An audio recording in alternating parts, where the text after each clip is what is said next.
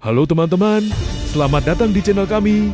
Hari ini, kita akan menggali satu aspek penting dalam hidup, bagaimana cara menghadapi keterpurukan dan emosi negatif. Yuk, kita mulai. Setiap kali hidup menguji kita, saat segala sesuatu tampak tidak berjalan semestinya, kita pasti mencari jawaban. Mengapa rencana kita gagal? Mengapa ide-ide kita ditolak?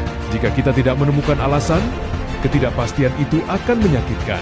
Dalam pencarian jawaban, pikiran kita sering berputar di sekitar penyebab yang familiar.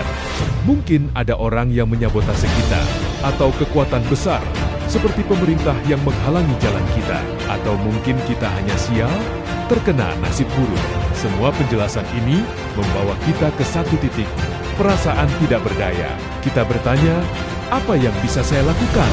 Atau, mengapa saya tidak bisa meramalkan hal ini? Ini adalah reaksi alami kita.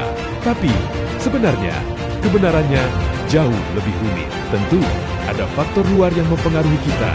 Tetapi seringkali, keputusan buruk dan kesalahan yang kita buat berasal dari irasionalitas dalam diri kita sendiri. Kita terjebak dalam emosi yang mengaburkan pemikiran rasional kita.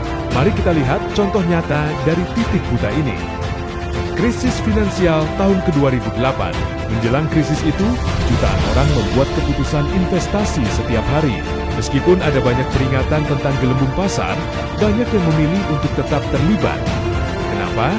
Karena tarikan emosional untuk mendapatkan uang cepat mengalahkan logika. Banyak orang mengabaikan pelajaran dari sejarah, seperti krisis di tahun 1929 atau jatuhnya hedge fund yang terkenal beberapa tahun sebelumnya. Alih-alih mengakui bahwa keputusan mereka dipengaruhi oleh emosi dan keserakahan, banyak yang justru mencari kambing hitam.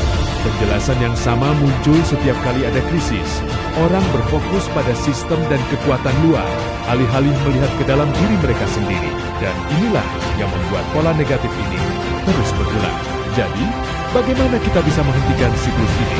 Pertama, kita perlu belajar untuk menghadapi emosi kita.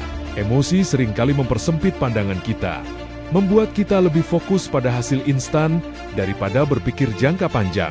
Ketika kita berani bertanya pada diri sendiri, apa yang sebenarnya saya rasakan? Dan mengapa saya merasa seperti ini? Kita mulai melihat dengan lebih jelas. Dengan menghadapi sumber masalah, kita bisa mulai memecahkan pola negatif ini. Ingat, tidak ada kekuatan luar yang bisa mengatur sifat manusia. Kita memiliki kemampuan untuk mengubah cara berpikir kita. Dan ketika kita mulai melihat ke dalam, kita dapat belajar dari pengalaman dan menghindari kesalahan yang sama di masa depan. Jika kamu merasa terinspirasi untuk menggali lebih dalam dan mengambil kendali atas hidupmu, jangan lupa untuk like, subscribe, dan bagikan video ini. Mari kita bersama-sama mengubah cara kita melihat keterpurukan dan emosi negatif menjadi kekuatan untuk maju. Sampai jumpa di video berikutnya.